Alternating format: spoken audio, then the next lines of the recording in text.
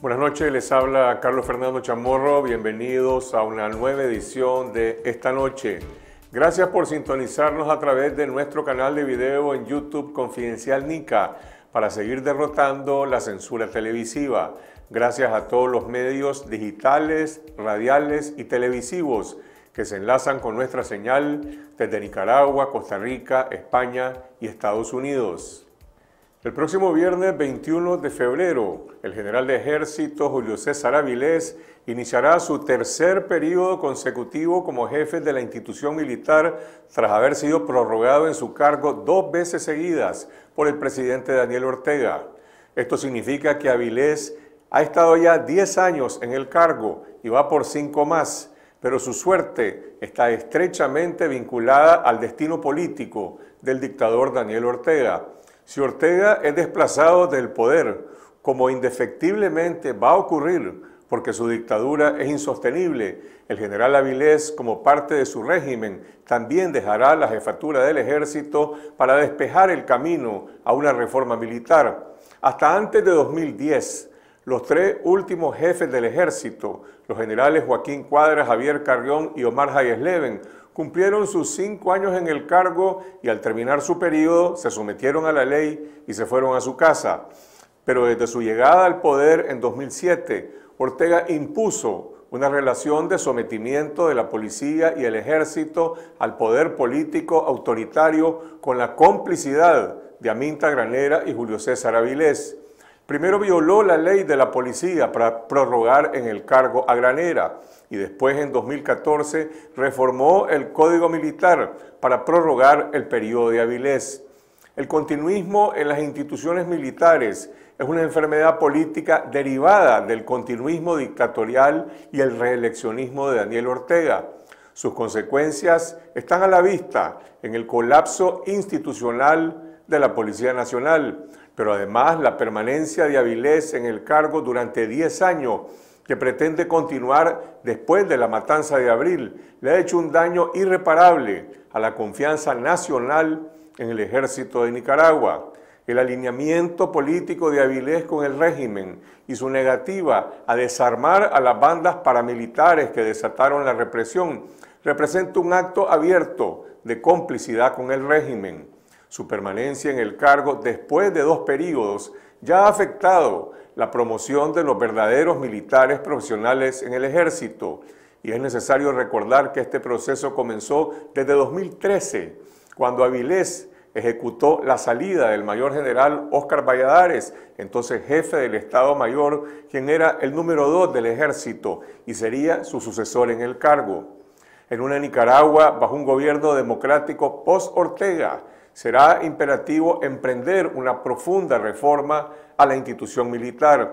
Por ello, el próximo 21 de febrero, cuando se inaugura el tercer periodo de Avilés, en realidad lo que comienza es la cuenta regresiva para su permanencia en el cargo, para empezar una verdadera reforma democrática en la institución militar. Esta noche hablaremos con el profesor universitario Ricardo Baltodano, preso político excarcelado en junio del año pasado, quien a pesar del acoso del régimen sigue luchando por la liberación de todos los presos políticos. Entrevistaremos a Lottie Cunningham, defensora de derechos humanos en el Caribe Norte, sobre las últimas agresiones de los colonos contra las comunidades de Misquitas y Mayagnas en la reserva de Bozaguas y los crímenes que se encuentran en la impunidad. Y aquí en el estudio estará con nosotros Marvin Pomares, director del Instituto de Defensa de los Consumidores, para analizar el impacto que está teniendo la reducción del subsidio eléctrico en las familias consumidoras de bajos recursos. Y al final del programa, la caricatura animada y comentada de Pedro Javier Molina. Empezamos con el reporte de las noticias del día. El régimen Ortega Murillo ha prometido un nuevo megaproyecto. Se trata de una central eléctrica de gas cuyo desarrollo costaría $700 millones. El gobierno anunció que la planta produciría 300 megavatios generados con gas natural licuado y que se instalaría en Puerto Sandino. La empresa detrás del contrato suscrito con Disnorte y Disur es la estadounidense New Fortress Energy. Los expertos en el sector energía preguntan por la letra menuda del contrato, en que presuntamente se acordó un costo de $110 el megavatio por hora, que no es un precio competitivo. También se preguntan si alguien estará interesado en invertir su capital en una plaza de tan alto riesgo como Nicaragua y con las sanciones internacionales que amenazan contagiar el proceso. La nueva promesa llega después de que Ortega ha incumplido al menos otras 5, el canal interoceánico, cuyo monto llegó a ser de $50.000 millones, la refinería El Supremo Sueño de Bolívar, la central hidroeléctrica Tumarín, un puerto de aguas profundas y un satélite chino. El diputado del Frente Sandinista en el Parlamento Centroamericano, Francisco Sarria, fue declarado culpable de los delitos de crimen organizado y asesinato agravado. El parlamentario, ahora caído en desgracia con el Frente Sandinista, fue acusado de ser líder de una agrupación narco y de haber asesinado a Máximo Ríos, ex chofer del diputado y ex convicto por narcotráfico que fue desmembrado en una finca de Villa del Carmen en septiembre de 2019. La Fiscalía pidió penas máximas por ambos delitos, 30 años de cárcel por asesinato y 14 por crimen organizado.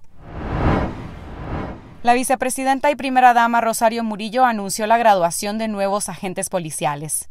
708 compañeros, 520 varones y 188 mujeres son nuevos policías que salen de la academia a protegernos, a cuidarnos, a servir a las familias y a las comunidades. Hasta finales del año pasado había casi 17.000 oficiales en todo el país, según datos de la policía, a los que se les sumarán los recién graduados en la misión de sostener un estado policial que el régimen Ortega Murillo ha impuesto por la vía de hecho desde 2018, tras las protestas masivas que estallaron en abril y que demandaban la salida de Daniel Ortega del poder. Desde septiembre de 2018, el gobierno prohibió las manifestaciones ciudadanas, excepto aquellas de simpatizantes sandinistas. Durante 1 año y 5 meses, el régimen ha intentado implantar el orden y la normalidad, con un despliegue permanente de policías en ciertas zonas y el acoso e intimidación de cualquier intento de manifestación opositora. Nunca más el odio, nunca más la violencia criminal contra las familias nicaragüenses, nunca más la destrucción de nuestro país. La policía, junto a fuerzas paramilitares, funcionó como el brazo represor con el que el régimen Ortega Murillo eliminó las manifestaciones en su contra, dejando al menos 328 muertos. El número de agentes ha crecido desde 2014, aunque en 2018 se registró un descenso, cuyas razones son omitidas por las autoridades. En una carta, la vicepresidenta Rosario Murillo acusó a los empresarios de ser los culpables de la crisis económica que atraviesa el país. Nadie puede olvidar quienes despidieron a más de 160.000 trabajadores de sus empresas privadas, quienes aprovecharon para cerrar negocios fracasados desde antes por malas prácticas y corrupción visible e invisible, escribió la primera dama. Desde que Daniel Ortega volvió al poder en 2007, su gobierno y el sector privado mantuvieron una estrecha relación, que fue rota por los empresarios en 2018, cuando estos rechazaron los ataques armados y ejecuciones extrajudiciales del régimen Ortega Murillo, que han dejado cientos de muertos, cientos de presos políticos y decenas de miles en el exilio, desde el levantamiento popular contra Ortega. Las acusaciones se dan luego de que se conoció que existe presión dentro del Parlamento Europeo para emitir sanciones económicas contra el régimen. El excarcelado político y universitario Byron Estrada denunció este martes 18 de febrero el asedio a la casa de su abuela en León. Según la denuncia, simpatizantes sandinistas a bordo de motocicletas lanzaron piedras y dañaron el portón de la vivienda. En numerosas ocasiones, Estrada ha denunciado este tipo de asedio. De igual manera, otros excarcelados en esa ciudad y en otras partes del país también han sufrido el acoso de policías y agresiones, pintas y amenazas de simpatizantes del gobierno. Y aquí tenemos todas las evidencias, de nuevo en la casa de Byron Estrada. Esta es la paz que predomina, la Rosario y Daniel Ortega. Asimismo, las detenciones arbitrarias de opositores continúan. Este miércoles 19 de febrero, en las inmediaciones de la Universidad Centroamericana en Managua, la policía detuvo a Flavio Latino, ambientalista y participante de las protestas contra el régimen. Posteriormente, el joven fue liberado.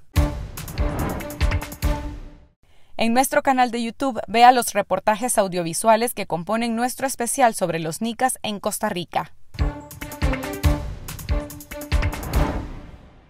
Esas son algunas de las noticias que tuvieron más impacto durante la jornada de hoy. Y ahora vamos a la entrevista que realizamos con el profesor universitario Ricardo Baltodano, preso político excarcelado, que ha sido objeto de más de 60 acciones de acoso por parte de la policía. Ricardo, gracias por estar en este programa. Gracias, muchas gracias.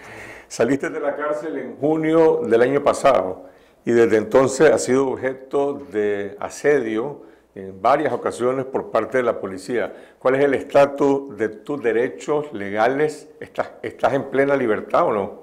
Sí, yo desde el 14 de octubre, que fue la primera vez que llegaron varias patrullas a mi casa y se tomaron fotos y todo, he tenido 68 visitas, ¿verdad? Contadas porque hemos hecho los reportes día a día para el organismo de derechos humanos CEGIL, ¿verdad? Y ese acoso se produjo a partir del famoso hablatón que se organizó y que varios fuimos personas muy beligerantes en la organización de eso. Parece que a la dictadura le molestó muchísimo esa actividad y casi todos los que hemos estado en ese grupo de trabajo hemos sido víctimas de permanente acoso, pues.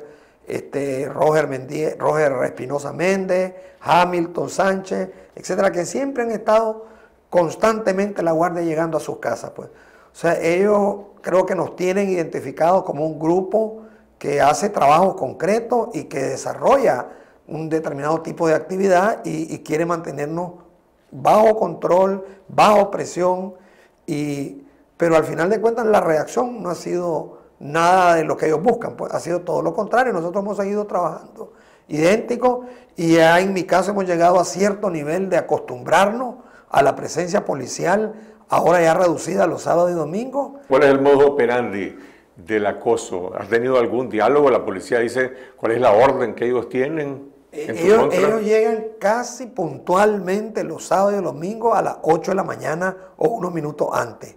Llegan, pues a veces han llegado patrullas, a veces han llegado motorizados, colocan 2 conos rojos, anaranjados, ¿verdad? Y ahí se quedan hasta las 12 o 1 de la tarde de manera permanente, sábado y domingo. Al pasar de los tiempos yo me he acercado a ellos y ya en las últimas ocasiones yo salgo y los saludo y converso con ellos y les he preguntado directamente ¿qué es lo que pasa, pues? ¿Por qué tanto alboroto? Y ellos me han respondido que me están cuidando y que me están haciendo importante, ¿verdad? Al estar ahí presente. ¿Han intentado alguna vez allanar tu casa o detenerte o seguirte? En una ocasión, Mónica me envió unos documentos en una camioneta y ese día pararon a la camioneta y la requisaron, la revisaron casi más de media hora y al final lo soltaron, ¿verdad? O sea, que el mensaje era que no puedo recibir visitas, ¿verdad? Que mientras ellos están, no hay visitas y efectivamente así ha sucedido.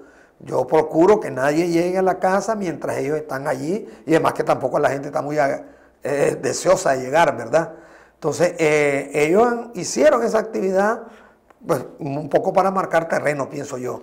Bueno, el objetivo del acoso es paralizarte, forzarte a salir al exilio. ¿Cómo afecta tu vida cotidiana, el restablecimiento de tu vida? El otro hecho que se estableció, que fue cuando se dio el acoso de parte de esta pseudoperiodista, ¿verdad? O presentadora de televisión, en ese momento sí estuve a punto de irme de Nicaragua, ¿verdad? Estuve a punto porque estuve escondido más de 15 días, ella puso la denuncia y quedó pues una situación de temor permanente, ¿verdad? De temor permanente, en cualquier momento podían abrir una causa e inventar cualquiera de las cosas que ella dijo, que eran totalmente falsas. Entonces, realmente hay un nivel de tensión permanente, hay momentos que uno piensa que en cualquier momento te pueden llegar a traer, pues, ¿verdad? Y uno tiene que, si está escribiendo, duplicar, tener copia de todo eso por diferentes lados, no tener documentos que tal vez son de trabajo o análisis, pues, que yo me gusta hacer y no los puedo tener porque porque estoy en la espera de que en cualquier momento lleguen, ¿verdad? Es una decisión totalmente basada en la arbitrariedad y que no depende de lo que yo haga o no haga. Eso sí, yo he seguido haciendo todo lo que he pensado, ¿verdad? Y si me dicen en la radiocorporación que llegue, yo llego. Si me dice a una reunión de la UNAP, yo voy. De las reuniones que ha convocado la Alianza, yo voy. De la UPPN también voy. O sea, yo no me he limitado en mi actividad política porque he decidido no dejarme agobiar por esa permanente incertidumbre y presión, ¿verdad? ¿Cuál es el foco principal de tu actividad política? ¿O se te asocia directamente con las actividades, con la presión, con la campaña por la liberación de los presos políticos? Bueno, es que nosotros, soy parte también de un grupo que se llama de reflexión y hemos generado distintas actividades, campañas para la visibilización de los presos políticos. Recientemente hemos asumido como excarcelados políticos, que estamos en la 300, la campaña por la inclusión en las listas oficiales de presos políticos de los 9 ciudadanos que están presos por el caso 19 de julio y por el cachorro Marvin Vargas. Para eso hemos hecho distintas actividades a nivel de las redes sociales, ¿verdad? De manera permanente, de presión en los medios de comunicación de que asuman y visibilicen nuevamente eso y gestionen ante las instancias de registro que llevan y deciden incluir o no en la lista. Estás hablando de otros detenidos adicionales a los 61 que quedan en las cárceles después de la liberación el fin de semana pasado de 8 presos políticos. Así, para nosotros la lista es, para nuestra lista real es de 71 presos políticos, porque incluye los 61, de los cuales hay 14 que están presos desde el 2018, ¿verdad? O sea que la dictadura se ha negado a liberar esos 14 de manera irresponsable y dañina, pues. Y también el caso de los 19 de julio, que la mayoría estuvieron con nosotros en la 300, en la Dirección de Máxima Seguridad, y hay un compromiso de distintos presos de manera personal. Yubran Suazo, Cristian Fajardo, Santiago Fajardo, Edwin Carcache.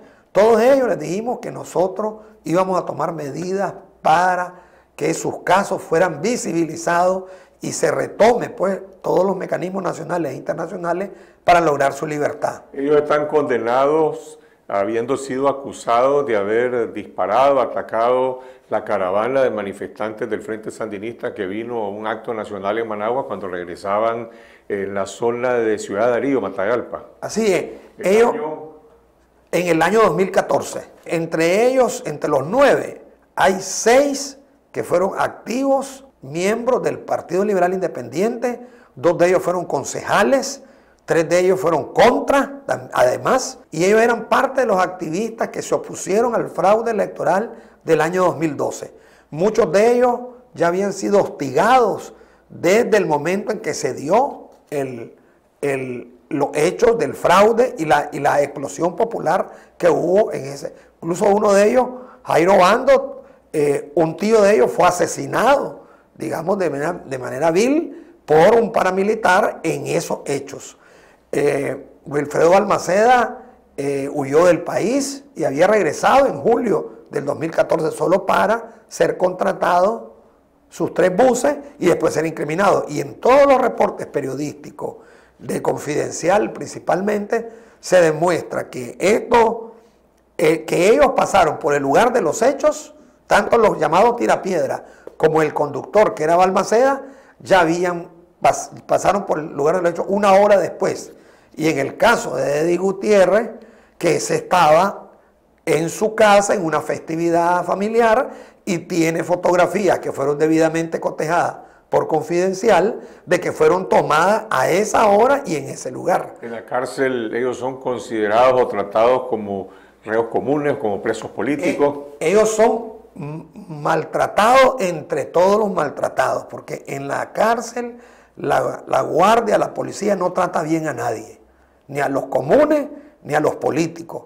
Y a los políticos, por supuesto, hay un nivel de ensañamiento permanente. Hay algunos de ellos que actualmente están en el infiernito, ¿ya? Simplemente porque ya lo tienen ellos localizado, ya lo tienen microlocalizado. Algunos de ellos se sumaban a las protestas que se hicieron estuvimos nosotros encarcelados, ¿verdad? Y por lo tanto los tienen en la lista negra. O sea, dentro de toda la lista negra que tienen ahí, ellos son los negros más oscuros, ¿verdad? Además de los del 19 de julio, mencionaste el caso del Cachorro. El Cachorro, que es un caso dramático, pues, porque primero que hay evidencia que fue capturado por su activismo político al frente de este movimiento, que presionaba porque Daniel Ortega les concediera una serie de beneficios sociales. Cuando ya él no se sometió a la presión orteguista, pues simplemente lo capturaron, le montaron una acusación por fraude. Él había sido campista en alguna de sus actividades diversas y lo condenaron a 6 años. Estando dentro de la cárcel, lo dejaron preso 6 meses más sin darle la libertad. O sea, estuvo totalmente ilegal. Y en esos 6 meses al final le dieron visita por fin familiar, le pusieron droga dentro de la celda y dijeron que la mujer se la había llevado. Y lo acusaron de comerciar droga dentro de la 300, que es una cárcel de máxima seguridad, en la que hay enormes limitaciones de movilización para cualquiera de los presos. Y lo condenaron a 12 años más. Él está enfermo, ya casi tiene los 50 años y requiere pues que la sociedad se sensibilice y de una vez por todas estas organizaciones azul y blanco y los mismos partidos políticos de los cuales fueron miembros estos señores, que no he oído la voz de ellos para nada. He oído las voces del Chester Membreño, como C por L, pero del partido como institución no escucho nada, ni tampoco de estas organizaciones que siguen tímidas en un reclamo contundente por la libertad de estos presos políticos. ¿A qué atribuís esa suerte de acomodamiento a esta situación? Es como que se incorpora ya como parte de la normalidad. Salieron unos presos, quedan más de 70 presos políticos. La próxima semana se supone que se podría anunciar la ampliación de este proyecto de coalición política nacional con movimientos sociales, partidos políticos y otros. ¿Podría esto tener un impacto en esta campaña de presión por la liberación de los presos? Bueno, nosotros pensamos que el esfuerzo, que las voces de todos estos partidos, que muchas silenciadas o muy apagadas, muy sutiles, deben escucharse. Yo creo que de eso se trata la coalición, de unir esfuerzos para liberar a los presos políticos, restablecer las libertades civiles y políticas, obligar a Ortega a hacer reformas electorales que nos garanticen elecciones libres en el momento que sea. Y digo en el momento que sea porque yo mantengo y sostengo que aquí se pueden hacer elecciones hasta dentro de 3 meses si hay voluntad política. Y seguramente Ortega la va a perder hoy o dentro de 1 año. La va a perder porque la base popular de Nicaragua está harta del orteguismo y está harta de ese permanente acoso en que vivimos todos los ciudadanos. Si no somos perseguidos con patrulla, somos fotografiados, y no solo los expresos políticos, los expresos también de manera simbólica, creo yo, pero es toda la sociedad en su conjunto. Pues. ¿Cuál es el estado de las universidades públicas, del UPOLI en particular? Antes de ser detenido, vos eras profesor del UPOLI, al mismo tiempo secretario del Sindicato de Trabajadores Docentes. ¿Cuántos profesores universitarios salieron al exilio o fueron encarcelados como vos que trabajaban en UPOLI? ¿Cuál es la situación actual? Profesores universitarios, solo fui encarcelado yo, ¿verdad? Hay otros profesores que son de educación media, ¿verdad? Pero universitario solo fui yo, pero yo lo ubico porque siempre el orteguismo desde años quiso desbaratar el sindicato Américo Tapia Columna del UPOLI. Nosotros teníamos 3 años de no tener certificación del Ministerio del Trabajo por decisión de Gustavo Porras, decisión de Freddy Franco, y ellos amenazaron a los mismos del Frente Sandinista que estaban en nuestro sindicato que se rebelaran en contra de nosotros, pero hubo una decisión unánime de mantenernos unidos y cohesionados en la lucha gremial que desarrollábamos. Entonces ellos quisieron doblarnos el brazo como sindicato porque ejercíamos una visión distinta de hacer trabajo sindical. Nosotros no éramos un organismo partidario de nadie, valíamos por los intereses de todos los docentes y los trabajadores, porque este sindicato también levantaba la voz de los trabajadores de limpieza, de los trabajadores, de los técnicos y profesionales de Lupoli en su conjunto, y el orteguismo quiso parar. Por eso especialmente se ensañaron con nuestro sindicato, y no solo después de presos, siguieron persiguiendo a los miembros de la junta directiva. Varios de ellos tuvieron que huir para Costa Rica y Estados Unidos. Ya algunos regresaron y fueron reincorporados laboralmente, otros reincorporados y no aguantaron la presión de estos grupos asesinos que los amenazan con llevarlos al chipote y los persiguen, no los dejan dar clases. Esa es la tónica normal. La UNEN se ha convertido en un actor de vigilancia, andan en los pasillos y nuestro sindicato, el sindicato Américo Tapia, está, digamos, desarticulado. No hay posibilidades de reunir a la gente debido a que las veces que intentaron llegaron turbas de ellos a dispersar la reunión. Vos decís que algunos profesores han sido reincorporados, unos están, otros han tenido que salir. Tu caso particular, ¿las puertas de Upoli están abiertas o cerradas para vos? ¿Se puede pensar en restablecer la autonomía universitaria en estas condiciones? Yo creo que la autonomía universitaria solo va a ser posible recuperarla con la caída del régimen orteguista. No creo, porque en el periodo anterior, aunque no había los niveles de represión que se desataron después de abril, pero ya había un silencio impuesto. En las universidades, todas las universidades, no era posible llevar a intelectuales de renombre, analistas económicos o sociales de renombre, porque lo miraban como una amenaza. Y las autoridades de las universidades que reciben fondos del 6% optaron por la política del avestruz. Se hicieron los dundos y dejaron que el orteguismo se impusiera y que le pusiera límites a la actividad académica y al debate, digamos, científico, intelectual. Sin embargo, la rebelión estalló, bueno, en la UCA primero, pero después en la UNAM Managua, en la UNAM León, en Lupoli, en la Agraria, en la Universidad Nacional de Ingeniería. Es que las intenciones del gobierno eran esas y han sido esas siempre. Pero debajo en las aulas había un debate permanente en contra. Yo tenía una experiencia riquísima en debate con estudiantes sobre la democracia, sobre la cultura de paz, y es un debate abierto. O sea, muchos profesores nunca nos callamos, otros tuvieron miedo, pero muchos no. En la UPOLI, además, las autoridades siempre han defendido la libertad de cátedra, ahora acomodadas al régimen, ¿verdad?, que ha entrado a un nivel de represión mucho más alto. ¿Qué queda de eso hoy en la Universidad Politécnica? No queda nada.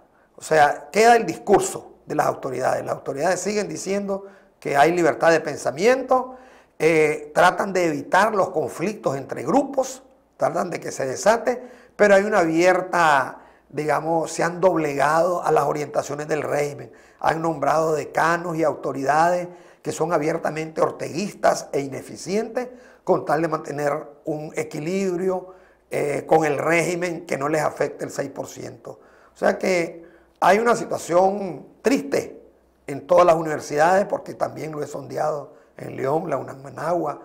Es una actividad pasiva, pero podemos decir que no la tienen ganada por ningún lado. Como excarcelado y habiendo convivido en la lucha y en la cárcel con muchos de los líderes y dirigentes estudiantiles y también fuera de la cárcel, ¿cuál es tu percepción de ese movimiento? Hay muchos jóvenes que en las últimas semanas, algunos han decidido regresar a las aulas y tratando de estudiar en el exterior, otros se han exiliado, otros han expresado que quieren reincorporarse a otro tipo de actividades. Muchos otros siguen al frente de sus organizaciones. Es decir, ¿qué peso tiene en este momento ese movimiento estudiantil universitario? Bueno, yo creo que cuando la dictadura decidió reabrir las universidades bajo un régimen policíaco que desvinculó a estos dirigentes de la actividad cotidiana interna, les dio un golpe fuerte. Les dio un golpe fuerte porque no pueden moverse ellos en su pecera natural, que son los estudiantes universitarios. Muchas de estas organizaciones tienen células de trabajo al interno de las universidades, pero con un trabajo, por decirlo así, casi semiclandestino o clandestino, ¿verdad? ¿Por qué? Porque están esperando el momento. Yo creo que en muchos casos de los estudiantes están esperando el momento en que pueda volver a haber una nueva acción de rebeldía popular que rompa pues ese status quo. ¿De qué depende ese momento? Bueno, yo creo que decíamos que teníamos que pasar de una etapa autoconvocada a niveles de organización más serios, más orgánicos, porque la dictadura nos está imponiendo ese modelo. El modelo de los movimientos sociales, demasiado amplio, demasiado flexible, en esta etapa de resistencia requiere niveles superiores de organización. Y yo creo que muchos de estudiantes tienen que transitar y adaptarse a los niveles de exigencia y disciplina que requiere un trabajo sostenido, ejercer un debate más sano, no ejercer una crítica a veces basada en que no escucho al otro. No, yo creo que todos debemos escucharnos. Hay a veces tendencias generacionales que quieren enfatizar como que yo tengo la razón o no. Yo creo que aquí el que tiene la razón es el ciudadano decente. Y habemos ciudadanos decentes de todas las edades y hay muchachos que no reúnen los requisitos ético-morales también, ¿verdad? O sea que este no es un problema entre jóvenes y viejos. Este es un problema entre la parte de la sociedad decente que quiere romper de una vez este círculo vicioso de gobiernos corruptos, de gobiernos pactistas, de gobiernos que trabajan de espaldas al pueblo. Necesitamos un gobierno que trabaje, cualquier gobierno debe trabajar de cara al pueblo y el pueblo estar bien organizado para ejercer una fuerte presión sobre cualquier gobierno. Esa es mi fórmula de trabajo. Eso es lo que dice el profesor universitario Ricardo Baltodano. Continuamos con Lottie Cunningham, defensora de derechos humanos en la costa atlántica.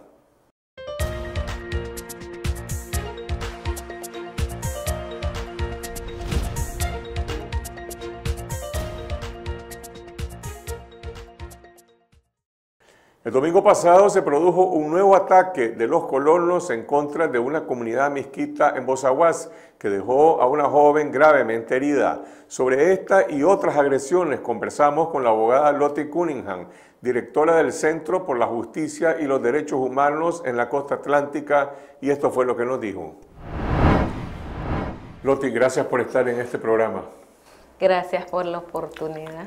El domingo pasado se produjo un nuevo ataque, esta vez contra la comunidad misquita de Santa Clara, en el territorio Huanquihuitas-Barraya de Bozaguas, donde resultó gravemente herida una joven, una niña de Chajaira Lacayo Wislau. ¿Se conoce cuál es su condición de salud en este momento? Bueno, nosotros conocemos de que la niña se encuentra en el hospital de Bilwi, en la ciudad de Bilwi, municipio de Puerto Cabeza. Fue trasladada del Centro de Salud con Cama de Huaspán al municipio de Puerto Cabeza. Tenemos entendido que tiene que ser valorada por un especialista que no hay en la región y que por tanto está pendiente el traslado de la niña hacia Managua. ¿Quién está detrás de este nuevo ataque que se produjo en esta comunidad? Bueno, estos ataques continúan siendo de parte de los colonos porque los colonos han venido hostigando a estas comunidades. Santa Clara es una comunidad que tenía medidas cautelares y ahora la semana antepasada la Corte Interamericana le dio medidas provisional porque vio con gravedad la situación que ellos han estado teniendo, incidentes sistemáticamente, y por tanto se le había otorgado esa medida provisional. Sin embargo, el Estado de Nicaragua no ha establecido ningún contacto con la comunidad y sus representantes para que podamos nosotros ver las acciones concretas para proteger la vida de las comunidades. O sea, hasta este momento el Estado de Nicaragua reconoce o no esas medidas de protección que ha brindado la Corte Internacional sobre las comunidades, tanto Misquitas como Mayagna, en Bozaguas. Bueno, podemos decir que una de las cosas que ha estado haciendo las autoridades del Estado de Nicaragua es brindar un informe ante la Corte. Ha estado brindando estos informes, sin embargo, estos informes continúan siendo información de responsabilidad institucional y no de acción concreta para cubrir esta gravedad y urgencia en que está la comunidad. Hace casi 3 semanas se produjo otro ataque, incluso masivo y más grave todavía que a la comunidad mayagna de Alal. Dejó 4 muertos y varios heridos, decenas de viviendas incendiadas. ¿Se conoce si se hizo alguna investigación? ¿Hay detenidos o procesados por estos hechos? Bueno, no hay ninguna persona detenida. Se conoce que una comisión de autoridades llegó a la comunidad, pero más bien ha sido algunas tareas o actividades de las instituciones del Estado de cara a la alimentación y que le dieron algunas útiles escolares a los comunitarios, a los niños, que es una cuestión que se hace donde hay apertura pues del año escolar, pero no hay ninguna acción, vuelvo a repetir, concreta en torno a que la policía y el ejército y otras autoridades estén involucradas en algunas acciones para mitigar el riesgo que vive la comunidad. Ahora, estos crímenes están en la impunidad. Sigue en la impunidad como los otros desde 2015 que venimos demandando.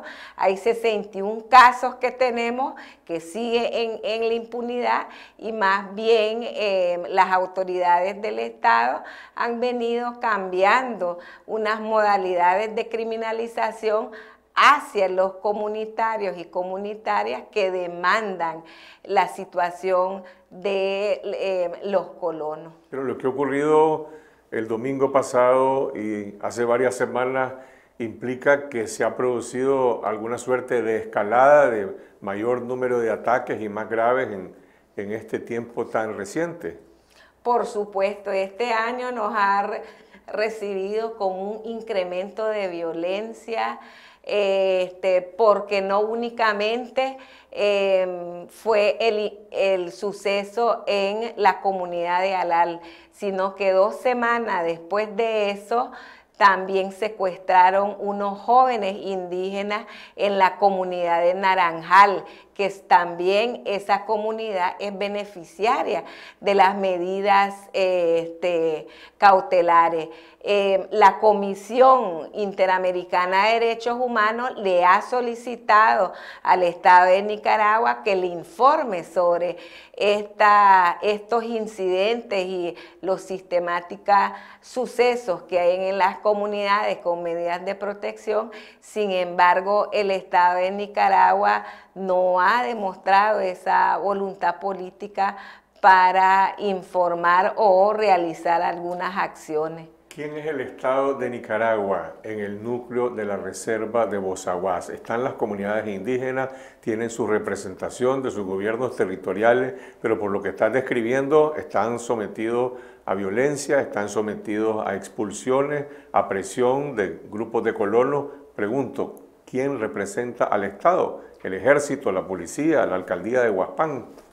Bueno, particularmente en el área de esta zona del río Huaspú es un batallón ecológico, pero el batallón ecológico dice que no tiene ninguna instrucción o orientación de sus superiores o de Managua para verificar el perímetro y buscar una forma de proteger a las comunidades, que eso no es su función.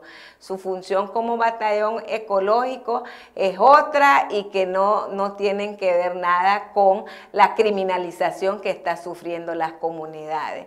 Las alcaldías, en el caso del municipio de Huaspán, la alcaldía brilla por su ausencia en torno a buscar una solución también en coordinación con la policía y el ejército para proteger la situación de las comunidades. ¿Qué demandan las comunidades indígenas?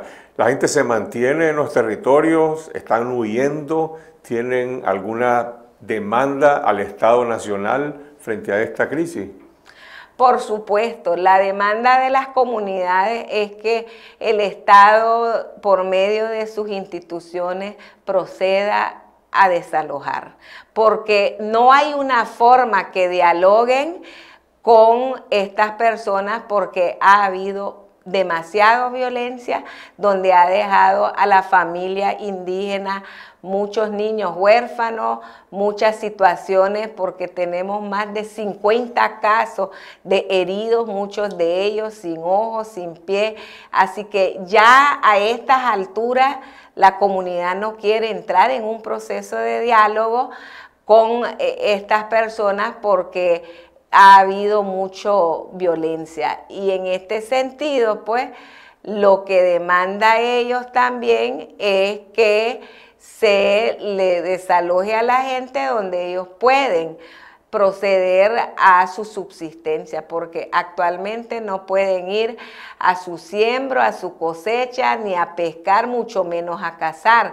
Y esto ha creado una crisis humanitaria. Y por otro lado, existe un desplazamiento forzoso. Y este desplazamiento forzoso en estas 12 comunidades que tienen medidas de protección ante el sistema interamericano, hemos hecho un estudio donde más de 30.000 hectáreas ha sido desplazado de parte de las comunidades. Hay más de 1.000 personas desplazadas de estas comunidades únicamente, pero estamos hablando de más de 270 comunidades que vive en una violencia y un incremento de criminalización. ¿Quién está detrás de los colonos? ¿Quién protege a los colonos? Estamos hablando de personas que están extendiendo la frontera agrícola para despalar, para extraer madera y también para promover actividad ganadera. ¿Quién lo financia? ¿Quién está detrás? Bueno, el sentir de la comunidad es que el Estado ha hecho un trato muy clientelar a los colonos. Así que existe ese sentir de que las autoridades del Estado son cómplices de toda la violencia y el crimen que está pasando en las comunidades. La Organización de Defensores de Derechos Humanos que vos representás en el Atlántico Norte, ¿han estado en esta semana en el territorio? Por supuesto, nosotros nos mantenemos sistemáticamente en los territorios, incluso la semana del crimen en la comunidad de Alal, no estábamos dentro de la comunidad de Alal, pero sí estábamos en el área de Bozaguá, que en la parte del municipio de Huaspán, porque son comunidades también que viven en alto riesgo y que sistemáticamente tenemos que recopilar la información para poder monitorear si el Estado está cumpliendo pues con las medidas de protección. Para terminar con la situación de Yajaira Lacayo, la joven de 17 años, ¿hay esperanza de que la trasladen a un centro hospitalario en Managua? Bueno, nosotros tenemos esperanza de que esta niña puede ser trasladada porque sabemos que el hospital de Bilwi no tiene ninguna condiciones para mejorar la condición de salud de ella. Así que esperamos que a más tardar el día de hoy pudiera pues el médico hacerle la transferencia, porque también tenemos que ser respetuosos con las decisiones médicas, y como está en este caso en manos de los médicos, nosotros como Centros de Derechos Humanos estamos ahí esperando de que se le dé la transferencia y así nosotros poder apoyar a la familia también a su traslado con ella. Eso es lo que dice la defensora de derechos humanos en la costa atlántica, Lottie Cunningham.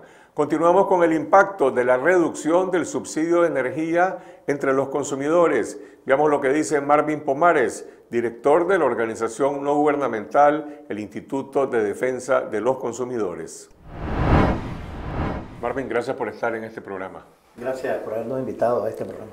¿Cuál ha sido el impacto de la reducción del subsidio de energía eléctrica para los consumidores de menos de 150 kilowatts aquí en Managua? Bueno, es bueno decir que este subsidio tiene ya 14 años, este subsidio, de tener este beneficio a la población.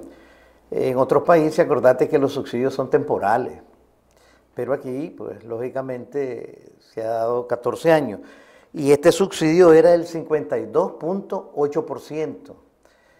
Hoy, lógicamente, se ha venido reduciendo y hoy apenas gozamos con el 25%. Esto se va a mantener hasta el año 2022, este 25%. A la par de todo esto, pues la gente está pagando un 7% del IVA, que tampoco antes se pagaba, ¿verdad? También van a irlo pagando y van a completarlo igual que todo mundo. En este sentido, lógicamente, esto te impacta en la factura, porque ya al tener nada más el 25%, pagar el IVA, esto pues ya en la factura se te va a reflejar una cuestión más de dinero que tenés que pagar. ¿Cuál es la media de la factura que están recibiendo, digamos, las personas que todavía están cubiertas por el subsidio? Por ejemplo, ahorita los que tienen este beneficio del subsidio, que es el 25%, pero ellos tienen que mantenerse en 150 kilowatts. Si ellos se mantienen en 150 kilowatts, la factura le va a salir de 600 córdobas. Hay gente que dice que se le ha incrementado a 1.200, a 1.800. Esto sucede cuando pierden el subsidio. Si vos te pasás de 150 a 151 kilowatts, con un kilowatt más que te pasás, entonces voy a tener que pagar la energía como es. Eso significa que vas a pagar 1.350, 1.400 córdobas. ¿Eso cómo se traduce en el consumo de un hogar? ¿Acaso puede una familia medir y saber que está debajo de la raya de los 150? No todo el mundo lleva este control. No todo el mundo, pero sí hay una buena parte. Yo podría decir de que podría haber un 25% de los que son beneficiados con esto que llevan el control diario. Para que vos te mantengas en 150, tenés que consumir de 4.5 kilowatts a 5 kilowatts para que no te pases, pero esto significa que lleves un control diario. ¿Me entendés? Vos llevas el control. Si este día vos te pasaste a 6 kilowatts, el día de mañana tenés que consumir 4 cerrados para mantenerte el rango de 150 kilowatts. ¿Cuántos reclamos de los consumidores están acogiendo, recibiendo ustedes en el Instituto de Defensa de los Consumidores mensualmente? Bueno, mire, nosotros mensualmente andamos por los 700, 800 reclamos de la población. Mira, la gente, ¿por qué es lo que está reclamando? Alta facturación.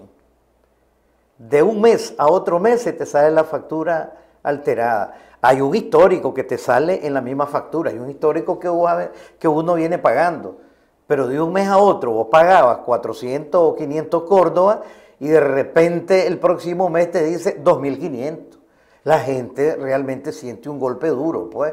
El golpe duro, ¿por qué? Porque ya iba a pagar como 3 veces lo que pagaba. En este mes de febrero han aumentado los reclamos de la gente que está acudiendo a ustedes. Sí, bueno, nosotros hemos recibido, por ejemplo, en mes y medio, hablando de enero y hasta el 15 de febrero, 1.425 casos. Prácticamente llevamos 250 casos comparado al año pasado de más. ¿Me entiendes? Entonces quiere decir que la gente está reclamando más por la cuestión de la energía. ¿Dónde está focalizado el reclamo? En distintos municipios de Managua, fuera de Managua. No, pero yo te quería decir antes de eso, primero, de que la gente reclama por la alta facturación, pero también reclama por una mala atención en algunos lugares. ¿A dónde está focalizado? Digamos que la gente está reclamando más. Tenés Masaya y tenés Granada. Son dos lugares que no hay mucha solución.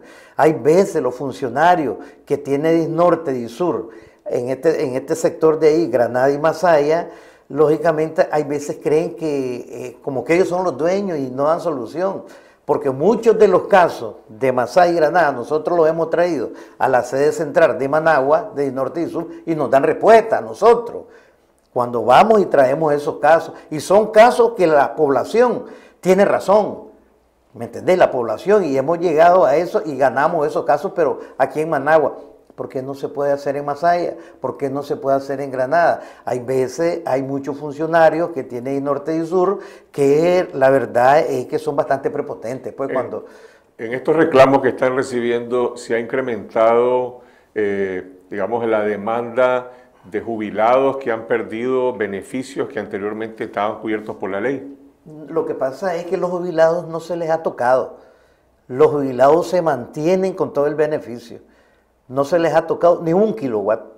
Todos los jubilados se mantienen con el 50% a como lo establece la ley. Siempre que estén debajo de los 150. Es correcto. Por encima de 150 hay disminución. Si ellos se mantienen en los 150, son beneficiados con el subsidio, ya que no se les ha tocado para nada, pues son los únicos, ni en el IVA se les ha aumentado nada de IVA, ellos se mantienen a como desde hace 14 años, pues ellos se mantienen igual con ese 50%. Ahora, la población que consume, las familias que consumen más de 150, están reclamando que el año pasado hubo un incremento como de 20% en la tarifa y este año sigue aumentando. Yo tengo entendido que fue el 18.5%, el aumento del año pasado, ¿verdad? Y que realmente, lógicamente, pues que cualquier aumento a cualquier tarifa, eso te golpea porque es una cuestión lógica, pues te va a salir más dinero en la factura, pues lógico. Sin embargo, lo que la gente está reclamando más es cuando vos solicitas que te hagan una inspección, que no es eso lo que vos estás gastando. O sea, ellos dicen, yo hago ahorro de energía, pero sin embargo en la factura no se me refleja. Hago ahorro y me sale más. ¿Cómo es eso? ¿Me entendés? Entonces, ellos eso es lo que reclaman, que le vayan a hacer una inspección para que vean que realmente no están gastando lo que ellos dicen. El problema es que cuando te hacen la inspección, vos podés tener 3, 4 televisores en tu hogar, pero el que utilizás es uno. ¿Cuál es el canal del reclamo? Disnorte y Disur está abierto a la población, rinde cuenta, la gente va al Instituto Nicaragüense de Energía, va a ustedes, va al MIFIC. ¿Cuál es el canal efectivo? Mira, yo te quiero decir de que cuando vas a la distribuidora, que ahí está la primera instancia y la segunda instancia, la tercera es el INE, pues lógico que en la primera instancia los funcionarios que están en esas sucursales se cierran. Eso es lo que debe. Lo que podemos hacer es un arreglo de pago, porque la gente no va buscando arreglo de pago. La gente lo que va buscando es queriendo resolver ese problema, porque haces un arreglo de pago y la factura te sigue llegando alterada. Y vos decís, no es mi consumo esto. Entonces, cuando ya no hay resolución ni en la primera instancia ni en la segunda instancia, pasas directamente a INE y INE tiene un tiempo pues, para darte una resolución. Entonces, en esta situación, cuando el INE ya te dice no al lugar